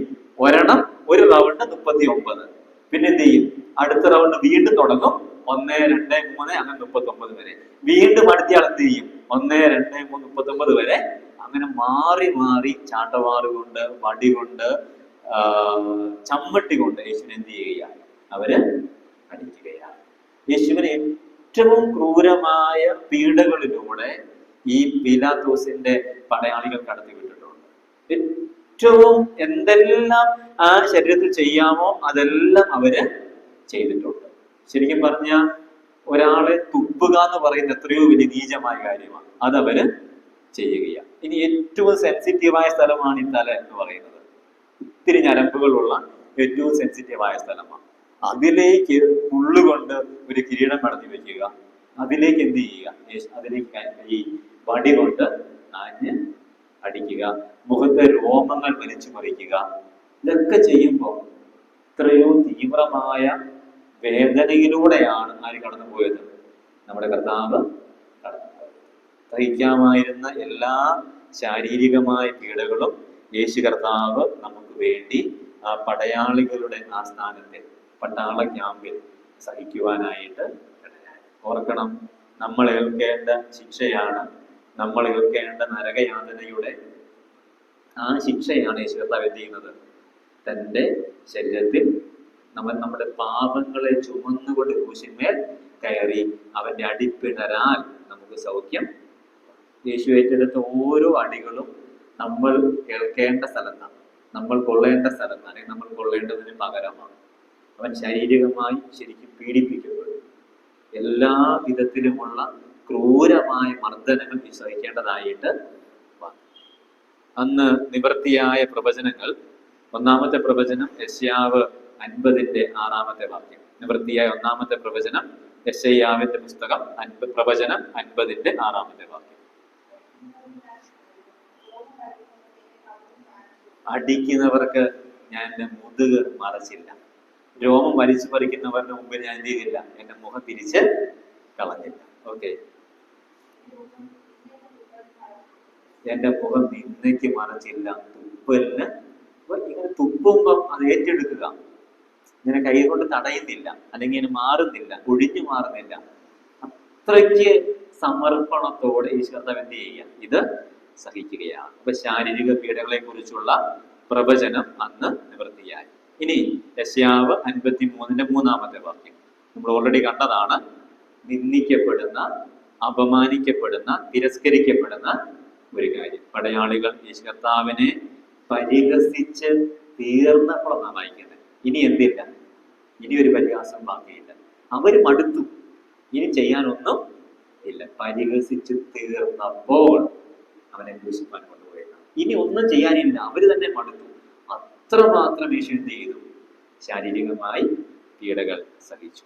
ഇനി വടി കൊണ്ടുള്ള അടിയെ കുറിച്ച് മീഖായുടെ പുസ്തകം 5:1 മീഖായുടെ പ്രവചനം 5-1 വാക്യം.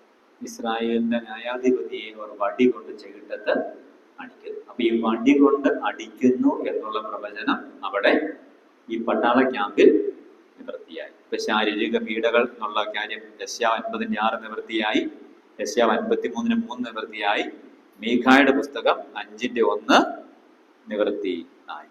ഇനി അന്ന് യേശു കഷ്ടം അനുഭവിക്കുന്ന ദൈവത്തിന്റെ ദാസനാണ് എന്നുള്ള കാര്യം വെളിപ്പെട്ടു. അതാണ് ദൈവശാസ്ത്രപരമായ വെളിപ്പാട്. യെശയ്യാവ് 53 സങ്കീർത്തനം 22 കഷ്ടം അനുഭവിക്കുന്ന യഹോവയുടെ ദാസനെ കുറിച്ചുണ്ട്. അത് യേശുവാണ് എന്ന് എന്ത് ചെയ്തു? അന്ന് വെളിപ്പെട്ടു. യെശയ്യാവ് 53 പറയുന്ന ദാസൻ അത് യേശുവാണ്. സങ്കീർത്തനം 20 പറയുന്നയാള് യേശുവാണ് എന്ന് അന്ന് വെളിപ്പെട്ടു. ശാരീരികമായിട്ട് യേശു തലയിൽ മുക്കിടം ചൂടി, മുഖത്തെ രോമങ്ങൾ വലിച്ചു പറിക്കപ്പെട്ടു, മുഖത്ത് അടി കൊള്ളേണ്ടി വന്നു, പുറം കോലും ചാട്ടവാറും കൊണ്ട് അടിയേൽക്കേണ്ടി വന്നു. അതിങ്ങനെ ഒഴിവുചാലുകൾ പോലെ കീറുന്ന ഒരവസ്ഥയിലേക്ക് മാറ്റപ്പെട്ടു. മാനസികമായിട്ട് യേശു പരിഹസിക്കപ്പെട്ടു. നിങ്ങൾ ശ്രദ്ധിച്ചാൽ അറിയാം, യേശുവിന്റെ തലയിൽ ഒരു കിരീടമുണ്ട്. എന്തുകൊണ്ടുള്ളതാ? മുള്ളുകൊണ്ടുള്ളതാ. യേശുവിന്റെ കയ്യിൽ ഒരു കോലുണ്ട്, അത് സാധാരണ ഒരു വടിയാണ്. യേശുവിന്റെ വസ്ത്രം അത് ചുവന്ന ഒരു മേലങ്കി ആണ്, രക്താംബരം ആണ്. ഈ തലയിലുള്ള കിരീടം സാധാരണ ആർക്കുള്ളതാണ്? രാജാവിനുള്ളതാണ്. കയ്യിലുള്ള വടി അതാർക്കുള്ളതാണ്? രാജാവിനുള്ളതാണ്. അപ്പൊ ഈ രാജകീയമായ സാധനങ്ങൾ യേശുവിന്റെ കയ്യിൽ കൊടുത്തിട്ട് എന്ത് ചെയ്യുകയാണ്? യേശുവിനെ അപമാനിക്കുകയാണ്, പരിഹസിക്കുകയാണ് ഈ പടയാളികൾ. അതായത് രാജകീയമായ സാധനങ്ങളുടെ പ്രതീകങ്ങൾ. രാജാവിന്റെ കയ്യിലുള്ളത് സ്വർണം കൊണ്ടോ അല്ലെങ്കിൽ അതുപോലെയുള്ള വജ്രം കൊണ്ടോ ഒക്കെയുള്ള കിരീടങ്ങളാണ്.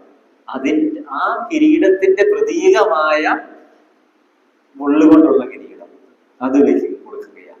രാജാവിന്റെ കയ്യിൽ അധികാരത്തിന്റെ വടിയുണ്ട്, യേശുവിന്റെ കയ്യിലും വടിയുണ്ട്. പക്ഷെ ആ വടിയും ആയിട്ട് നിൽക്കുന്ന, കിരീടവും ചൂടി നിൽക്കുന്ന, കിരീടവും ധരിച്ചു നിൽക്കുന്ന യേശുവിനെ ഈ പടയാളികൾ അവന്റെ മുന്നിൽ മുട്ടുകുത്തിയിട്ട് അവനെ കളിയാക്കുകയാണ്, നിന്ദിക്കുകയാണ്, അപമാനിക്കുകയാണ്. യഹൂദന്മാരുടെ രാജാവേ ജയ ജയ എന്ന് പറഞ്ഞ് അവനെ അപമാനിക്കുക. മാനസികമായി വലിയ വേദനയിലൂടെ യേശു കർത്താവ് കടന്നു പോവുകയാണ്. പിന്നെ തുപ്പലേൽക്കുമ്പോൾ ഉണ്ടാകുന്ന ഒരു മാനസിക വിഷമമുണ്ടല്ലോ, അത് സഹിച്ചു നമ്മുടെ യേശു കർത്താവ് സഹിച്ചു. ഇതാണ് യേശു കർത്താവ് പട്ടാള ക്യാമ്പിൽ സംഭവിച്ച കാര്യങ്ങൾ. നമുക്ക് ഇവിടുന്ന് ഒരു പ്രത്യേകമായിട്ട് പഠിക്കാൻ കഴിയുന്ന ഒരു പ്രായോഗികമായ പാഠം എന്ന് പറയുന്നത് ഒറ്റ കാര്യം ഓർത്തിരുന്നാൽ മതി. എനിക്ക് വേണ്ടി യേശു ശാരീരികമായും മാനസികമായും പീഡിപ്പിക്കപ്പെട്ടു. ഈ ഒരു കാര്യം നമ്മൾ എന്ത് ചെയ്യണം? ഭരിക്കണം. ഈ ഒരു ചിന്തയിൽ നമ്മൾ ജീവിക്കണം. ഞാൻ കഴിഞ്ഞ ആഴ്ചയിൽ പറഞ്ഞതുപോലെ നമ്മുടെ ഞായറാഴ്ചകളിൽ നമ്മൾ കൂടി വരുന്നത് കർത്താവിന്റെ മേശ വെച്ച് തിരുവത്താഴം വെച്ച് കർത്താവിനെ ആരാധിക്കാനാണ്. അങ്ങനെ തിരുവത്താഴവുമായി നമ്മളിങ്ങനെ ഇരിക്കുമ്പോൾ, അപ്പം നമ്മുടെ കരങ്ങളിലേക്ക് വരുമ്പോൾ നമ്മൾ ഓർക്കണം, എൻ്റെ കർത്താവ് ശാരീരികമായി ഏതെല്ലാം നിലയിൽ എനിക്ക് വേണ്ടി പീഡിപ്പിക്കപ്പെട്ടു. എനിക്ക് വേണ്ടി എത്ര അടികൾ യേശു കർത്താവ് കൊണ്ടു. വടി കൊണ്ടുള്ള അടി, ചാട്ടവാറ് കൊണ്ടുള്ള അടി, ചമ്മട്ടി കൊണ്ടുള്ള അടി. എത്ര ഹീനമായ അവസ്ഥയിലൂടെ കർത്താവ് കടന്നുപോയി. തലയിലെ കുട്ടികൾ നമ്മുടെ ഓർമ്മയിലേക്ക് വരണം. പുറത്തെ ഒടുവുചാലുകൾ പോലെയുള്ള ആ ഒരു ചിത്രം നമ്മുടെ ചിന്തയിലേക്ക് വരണം. യേശു ഏറ്റെടുത്ത എല്ലാ വേദനകളും നമ്മൾ എന്ത് ചെയ്യണം? ആ ഓർമ്മയിൽ നമ്മൾ ജീവിക്കണം. എനിക്ക് വേണ്ടി അടികൾക്കപ്പെട്ട കർത്താവ് ഉണ്ട്. എനിക്ക് വേണ്ടി ശരീരം തകർത്ത് കളഞ്ഞൊരു കർത്താവ് ഉണ്ട്. തൻ്റെ ദേഹമെന്ന തിരശീലയിൽ പോലെ അവൻ നമുക്ക് വേണ്ടി ഒരു പുതിയ വഴി സമ്മാനിച്ചു. നമ്മളൊക്കെ ചിന്തിക്കുന്നതിനും അപ്പുറത്താണ് കർത്താവിന്റെ പീഡനം. ഞാൻ പറഞ്ഞല്ലോ, പരിഹസിച്ച് തീർന്നപ്പോൾ, പരിഹസിച്ച് ഇനി ഇല്ലടിക്കാൻ അത്രയ്ക്ക് അവരടിച്ചു. അവര് മടുക്കും വരെ അടിച്ചു, അവര് മടുക്കും വരെ കളിയാക്കി, അവര് മടുക്കും വരെ പരിഹസിച്ചു. പക്ഷെ എന്നിട്ടും യേശു എന്ത് ചെയ്യുക? ഇനിയും ഏൽക്കാൻ തയ്യാറാണ്, ഇനിയും അടികൊള്ളാൻ തയ്യാറാണ്, ഇനിയും അപമാനം സഹിക്കാൻ തയ്യാറാണ്. അവൻ തന്നെത്തോടെ ഏൽപ്പിച്ചു കൊടുത്തേക്കുകയാണ്. നമ്മൾ ആ ഓർമ്മയിൽ എനിക്ക് ഒരാള് അടികൊള്ളപ്പെട്ടു. എൻ്റെ ദൈവമക്കളെ, നമ്മൾ അനുഭവിക്കുന്ന എല്ലാ ആത്മീയ നന്മകളുടെയും കാരണം നമുക്ക് വേണ്ടി ഒരാള് അടികൊള്ളപ്പെട്ടത് കൊണ്ടാണ്. നമുക്ക് വേണ്ടി ഒരാള് ശിക്ഷ ഏറ്റെടുത്തത് കൊണ്ടാണ്.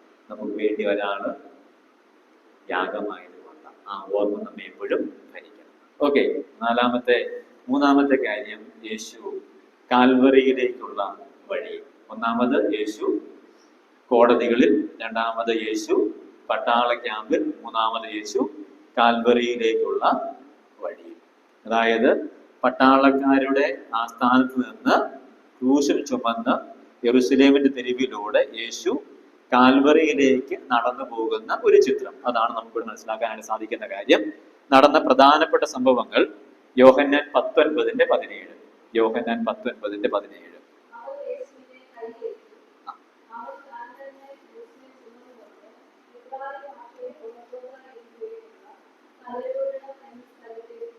യേശു മരക്കുരിശുമായി എങ്ങോട്ട് പോകുന്നു?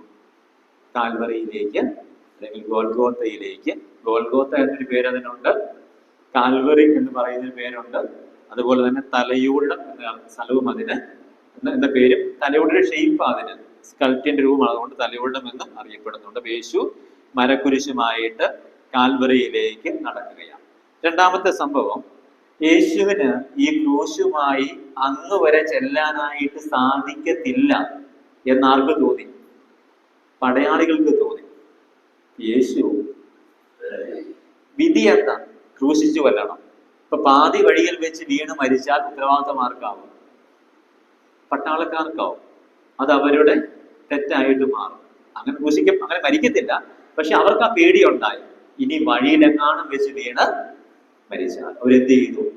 അവിടെ ഉണ്ടായിരുന്ന കണ്ട കുറേനക്കാരനായി ശീമോനെ എന്ത് ചെയ്യുന്നു? ക്രൂശ് ചുമക്കാൻ വേണ്ടി നിർബന്ധിക്കുകയും ഈ യേശുവിന്റെ ക്രൂശ് എടുത്ത് ശീമോന്റെ മേൽ വെച്ച് കൊടുക്കുകയും ചെയ്യുക. നമുക്കത് വായിക്കാൻ കഴിയുന്നത് മത്തായി 27:32. മത്തായി 27:32. കുറേനക്കാരനായ ശീമോനെ യേശുവിന്റെ ക്രൂശ് ചുമക്കാൻ വേണ്ടി ഏൽപ്പിക്കുന്നു.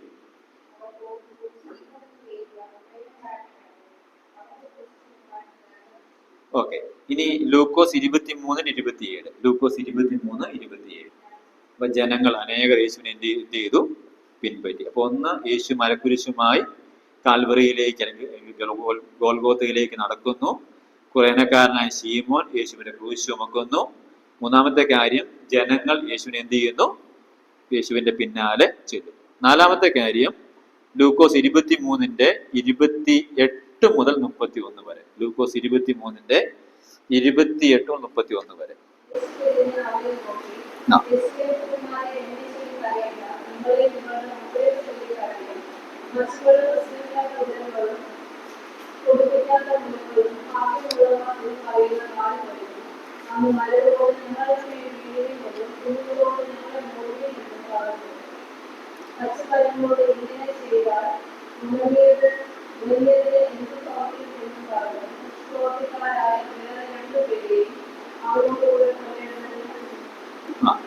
അവിടെ രണ്ട് കാര്യം നടക്കുന്നുണ്ട്. ഒന്ന്, യേശു പറയുകയാണ്, യെരൂശലേം പുത്രിമാരെ, നിങ്ങൾ എന്നെ ചൊല്ലി കരയണ്ട, നിങ്ങളെയും നിങ്ങളുടെ മക്കളെയും ചൊല്ലി കരയുക. അടുത്ത സംഭവം, യേശുവിന്റെ കൂടെ ക്രൂശിക്കാൻ വേണ്ടി 2 കുറ്റവാളികളെ കൂടെ എന്ത് ചെയ്യുന്നു?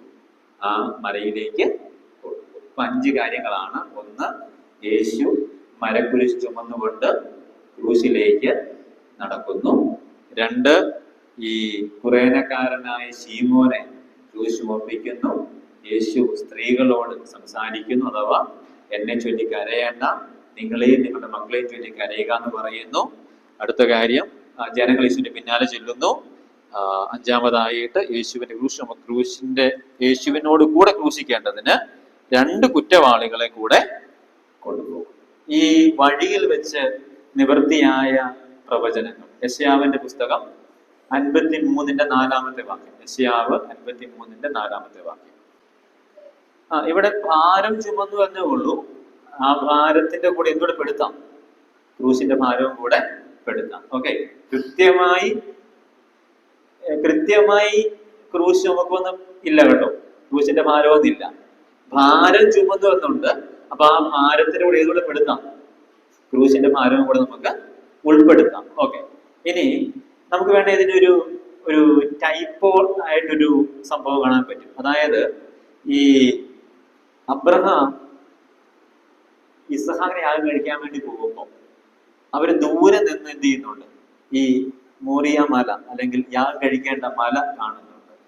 ഇപ്പൊ ദാസന്മാരോട് പറയുകയാണ്, നിങ്ങൾ ഇവിടെ നിൽക്ക്, ഞാനും മകനും പോയി യാഗം കഴിച്ചിട്ട് മടങ്ങി വരാം. എന്നിട്ട് ഈ യാഗത്തിനുള്ള വിറകെടുത്ത് എന്ത് ചെയ്യുക? മകന്റെ മേലെ വെക്കുന്നത്, ഇസ്ഹാക്കിന്റെ മേലാണ് വെക്കുന്നത്. അപ്പൊ ഈ വിറകം ചുമന്നുകൊണ്ടാണ് ആര് മല കയറുന്നത്? ഇസ്ഹാക്ക് മല കയറുന്നത്. അത് യേശു തന്നെ ക്രൂശിക്കാനുള്ള ക്രൂശ് ചുമന്നുകൊണ്ട് കയറുന്നത് പോലെയാണ്. ഓക്കെ, ഒരു ടൈപ്പാണ്. അതായത് ഇസ്ഹാക്ക് തന്നെ യാഗമർപ്പിക്കാനുള്ള വിറകുമായി അല്ലെങ്കിൽ തന്നെ വെന്തിരിക്കാനുള്ള വിറകുമായി ആ മല കയറിയതുപോലെ യേശു തന്നെ ക്രൂശിക്കാനുള്ള മരക്കുരിശുമായി എന്ത് ചെയ്യുന്നു? യെരൂശലേമിന്റെ വീഥികളിലൂടെ കാൽവറിയിലേക്ക് നടത്തും. അപ്പൊ ഈ പ്രവചനമാണ് അന്ന് നിവൃത്തിയായത്. ഇനി യെശയ്യാവ് 53-12 വാക്യം, അതും നിവൃത്തിയായി. യെശയ്യാവ് 53-12 വാക്യം. അതിക്രമക്കാരോടുകൂടെ എണ്ണപ്പെടും. അതിക്രമക്കാരോടുകൂടെ എണ്ണപ്പെടും. അതിക്രമക്കാരാരാ? 2 പേരെ കൊണ്ടുപോയി ക്രൂശിക്കാൻ വേണ്ടി. അവരാരാ? അതിക്രമക്കാരൻ. അപ്പം അതിക്രമക്കാരോടുകൂടെ എണ്ണപ്പെടും എന്നുള്ള പ്രവചനവും അന്ന് നിവൃത്തിയായി. ഭാരം ചുമക്കും എന്ന പ്രവചനം നിവൃത്തിയായി. ഞാൻ അതിനടുത്ത് ക്രൂശിൽ തിരിച്ചു പറഞ്ഞു, ക്രൂശിന്റെ ഭാരം എന്ന പ്രവചനത്തിലില്ല, പക്ഷെ ഭാരം എന്നുണ്ട്. അതുകൊണ്ട് നമുക്ക് എന്തുകൂടെ ഉൾപ്പെടുത്താം? ക്രൂശിന്റെ ഭാരവും കൂടെ ഉൾപ്പെടുത്താം. ഇനി ഇസഹാക്ക് നടന്നതുപോലെ എന്ത് ചെയ്തു? യേശു തന്നെ ക്രൂശിക്കാനുള്ള മരകുരിശുമായിട്ട് നടന്നു. രണ്ടാമത് നിവൃത്തിയായ പ്രവചനം അതിക്രമക്കാരോട് കൂടെ എണ്ണപ്പെട്ടു. രണ്ട് അതിക്രമക്കാരെ യേശുവിന്റെ കൂടെ ക്രൂശിക്കാൻ വേണ്ടി അതേ വീതിയിലൂടെ എന്ത് ചെയ്യുന്നുണ്ട്? ആ കാൽവരിയിലേക്ക് കൊണ്ടുപോകുന്നുണ്ട്. അന്ന് വെളിപ്പെടുന്ന ദൈവശാസ്ത്രപരമായ കാര്യം 1 പത്രോസ് 2:24 വാക്യം. 1 പത്രോസ് 2:24. അവൻ നമ്മുടെ ശരീരം അവൻ തന്റെ ശരീരം നമ്മുടെ പാപങ്ങൾ ചുമന്നുകൊണ്ട് ക്രൂശിന്മേൽ കയറി. ദൈവശാസ്ത്രപരമായ ഒരു കാര്യം, യേശു നമ്മളുടെ പാപങ്ങളെ ചുമക്കുന്നു എന്ന കാര്യം അവിടെ വെളിപ്പെടുകയാണ്. രണ്ടാമത് വെളിപ്പെടുന്ന കാര്യം സ്ത്രീകളോട് പറയുന്ന ഉത്തരമാണ്. യെരൂശലേം പുത്രിമാരെ, നിങ്ങൾ എന്നെ ചൊല്ലി കരയണ്ട, നിങ്ങളെയും നിങ്ങളുടെ മക്കളെയും ചൊല്ലി കരയുക. യേശുവിന് ഒരു സിമ്പതിയുടെ ആവശ്യമില്ല. ഒരു സിമ്പതിയുടെ ആവശ്യം യേശുവിന് ഇല്ല. നിങ്ങൾ എന്ത് ചെയ്താൽ മതി? നിങ്ങൾ നിങ്ങളെ ഓർത്ത് കരയുക, നിങ്ങളുടെ മക്കളെ ഓർത്ത് കരയുക. ഈ സിമ്പതി അല്ല യേശുവിന് വേണ്ടത്. പിന്നെ എന്താ വേണ്ടത്? ആരാധനയാണ് വേണ്ടത്. ഓക്കെ, ഒരു അനുകമ്പ തോന്നിയിട്ട് ഇത്രയും അടികൊണ്ട യേശു എന്നുള്ള കണ്ണുനീരല്ല, എനിക്ക് വേണ്ടി എന്ത് ചെയ്തു യേശു അടികൊണ്ടു. ആ ചിന്തയിൽ നിന്ന് ഒരുപക്ഷെ കണ്ണുനീരുണ്ടാകാം. ഓക്കെ, ഈ സ്ത്രീകൾ ആരും കരഞ്ഞത് ഞങ്ങൾക്ക് വേണ്ടിയാ യേശു അടികൊള്ളുന്ന ഓർത്തല്ല. ആണോ? അല്ല. ഇത്രയും നാളും അവരുടെ കൂടെ ഉണ്ടായിരുന്ന, അത്ഭുതങ്ങൾ ചെയ്ത, അടയാളങ്ങൾ ചെയ്ത നല്ല മനുഷ്യൻ, ആ മനുഷ്യൻ ഇത്രയും അടി കൊള്ളുന്നല്ലോ, ആ ഒരു അനുഭവമാണ് അവർ കണ്ണുനീരുണ്ടാക്കി. യേശു പറയുക, ആ അനുഭവത്തിൽ നിന്ന് കണ്ണുനീര് വേണ്ട, ആ ചിന്തയിൽ നിന്ന് കണ്ണുനീര് വേണ്ട. പക്ഷെ എങ്ങനെ കരയാം? എനിക്ക് വേണ്ടിയിട്ടാണ് ഓർത്ത് കരയാം, അതിൽ തെറ്റൊന്നുമില്ല. ഓക്കെ, അങ്ങനെ കരഞ്ഞാൽ പ്രശ്നമൊന്നും. എനിക്ക് വേണ്ടി കർത്താവ് അടികൊണ്ടു എന്ന ചിന്തയിൽ നിന്ന് കണ്ണുനീര് വന്നാൽ അത് തെറ്റല്ല. പക്ഷെ ഒരു നല്ല മനുഷ്യനെ ഉള്ള ആൾക്കാരെല്ലാം കൂടെ ചേർന്ന് ചുമ്മായിട്ട് അടിച്ചു എന്ന ചിന്തയിൽ, മനുഷ്യത്വപരമായ ചിന്ത കൊണ്ടുള്ള കണ്ണുനീരല്ല വേണ്ടത്. മറിച്ച് ആ അടികളൊക്കെ എനിക്ക് വേണ്ടിയിട്ടാണ് എന്നുള്ള തിരിച്ചറിവിൽ നിന്നുള്ള കണ്ണുനീരാ വേണ്ടത്. ഇനി കരഞ്ഞില്ലെങ്കിൽ കുഴപ്പമില്ല, ആ തിരിച്ചറിവുണ്ടായാൽ മതി. എന്റെ പേർക്ക് എന്ത് ചെയ്തു? യേശു അടികൾ കൊണ്ടു. യേശുവിനെ ഓർത്ത് ആരും കരയേണ്ട കാര്യം ഇല്ല. മാനുഷിക മേഖലയിലാണ് കേട്ടോ പറയുന്നത്. ഓക്കെ, തെറ്റിദ്ധരിക്കപ്പെടരുത്. നല്ലൊരു മനുഷ്യനെ എല്ലാവരും കൂടെ ചുമ്മായിട്ട് അടിച്ചു എന്ന ചിന്തയിലുള്ള കണ്ണുനീര് വേണ്ട. അതല്ല യേശു അർഹിക്കുന്നത്.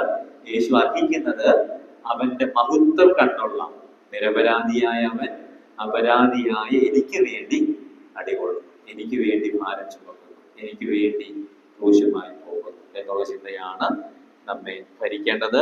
ശാരീരികമായ വേദന ഏതാണ്ട് 30 മുതൽ 40 വരെ ഭാരമുള്ള ഒരു കുരിശാണ് ഈ കർത്താവ് ചുമന്നത്, മരകുരിശ്.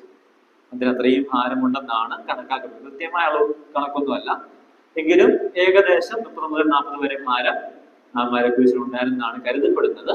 അപ്പൊ അത്രയും ഭാരമുള്ള ഒരു കുരിശ് ചുമന്നുകൊണ്ട് യേശു എന്ത് ചെയ്യുന്നു?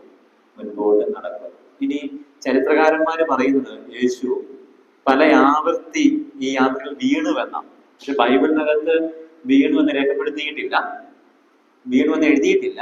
പക്ഷെ വീണു എന്നാണ് ചരിത്രത്തിലെ വസ്തുതകൾ കൊണ്ട് മനസ്സിലാക്കാൻ സാധിക്കുന്ന കാര്യം. വീഴ്ചയുടെ വേദന മാറി സഹിച്ചു, യേശു കർത്താവ് സഹിച്ചു. ഒരുപക്ഷെ വീണിരിക്കും, കാരണം വീണത് കൊണ്ടാകണം ഈ പടയാളികൾ തോന്നിയത് യേശു എന്ത് ചെയ്യത്തില്ല, ക്രൂശ് വരെയും കാൽവരി വരെയും എത്തത്തില്ല എന്നൊരു തോന്നൽ ഉണ്ടായത് ഒരുപക്ഷെ വീണത് കൊണ്ടാകാം. വീണു എന്ന് ബൈബിളിലില്ല.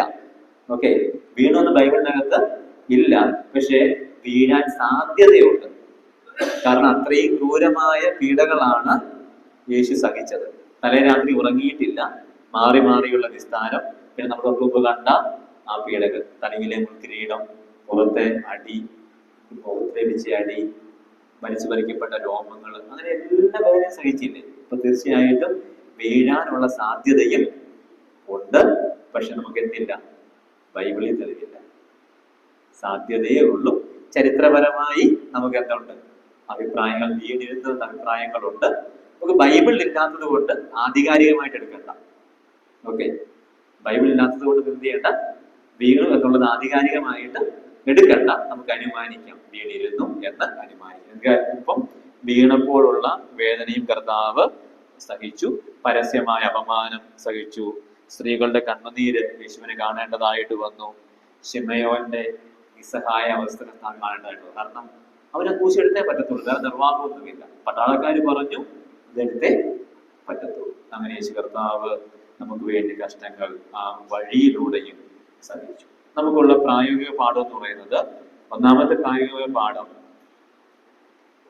കർത്താവ് പറഞ്ഞ ഉത്തരം തന്നെയാണ്, കർത്താവ് പറഞ്ഞ വാചകം തന്നെയാണ്. നിങ്ങൾ എന്നെ ഓർത്ത് കരയേണ്ട, നിങ്ങളെയും നിങ്ങളുടെ മക്കൾക്കും വേണ്ടി കരയുക. ലൂക്കോസ് 23:28. ലൂക്കോസ് 23:28. എന്നെ ചൊല്ലി കരയേണ്ട, നിങ്ങളെയും നിങ്ങളുടെ മക്കളെയും ചൊല്ലി കരയുക.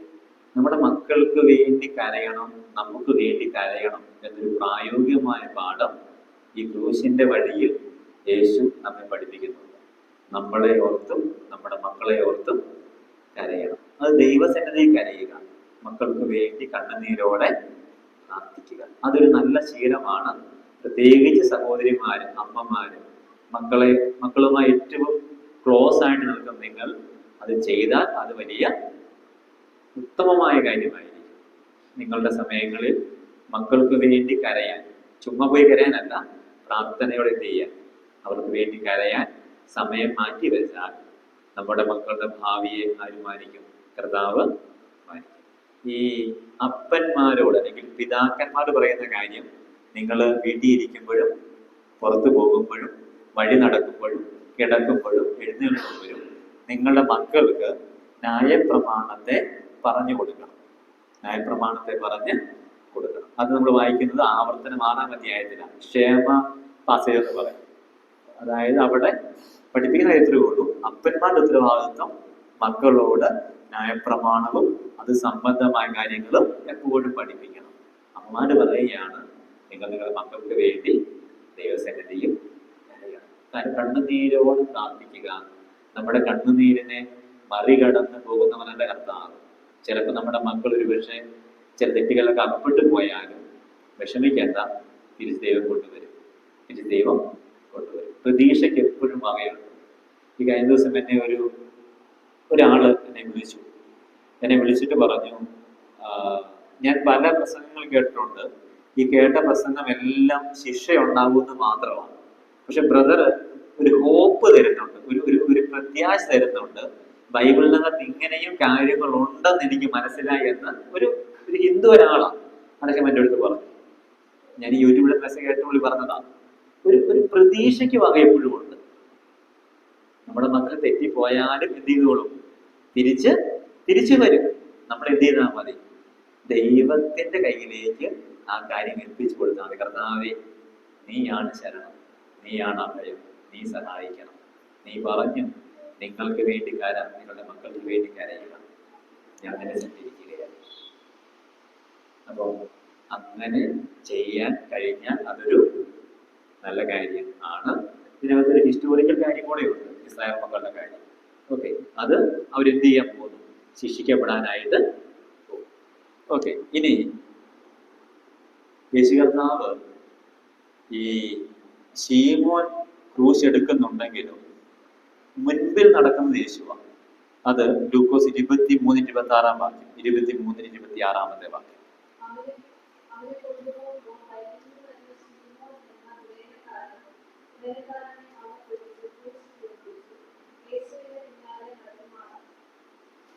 യേശുവിന്റെ പിന്നാലെ ഇപ്പൊ മുൻപിൽ ആരാ?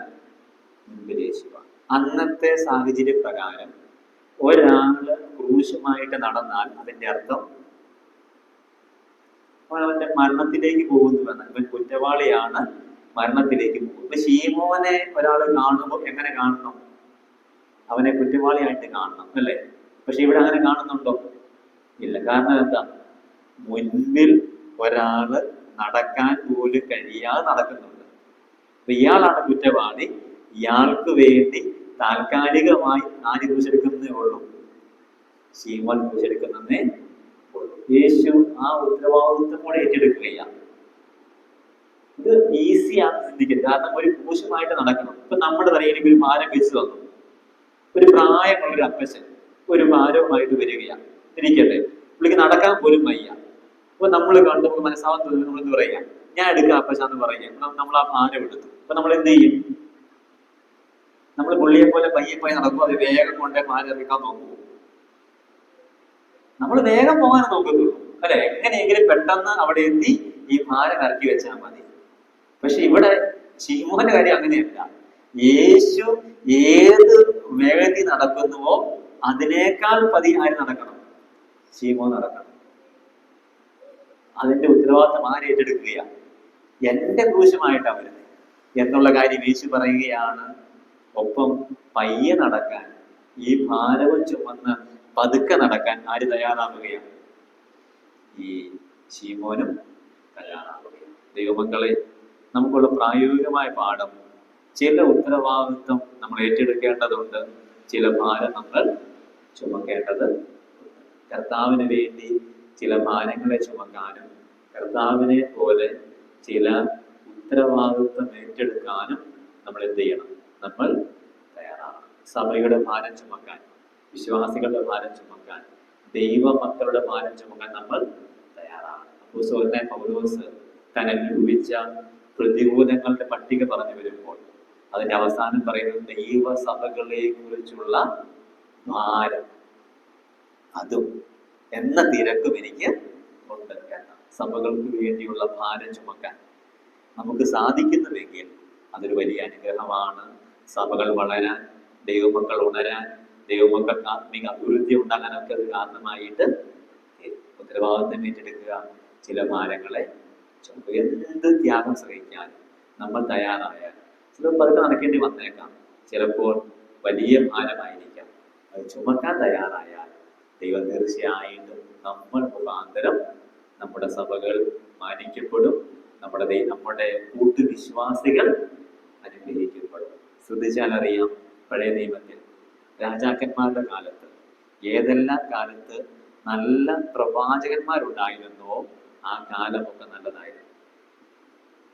ഏതൊക്കെ രാജാക്കന്മാരുടെ സന്നിധിയിൽ നല്ല പ്രവാചകന്മാരുണ്ടോ ആ കാലമൊക്കെ നല്ലത്. കാരണം എന്താ? ഇവർ ഈ പ്രവചനങ്ങൾ പറയും, രാജാക്കന്മാരനുസരിക്കും.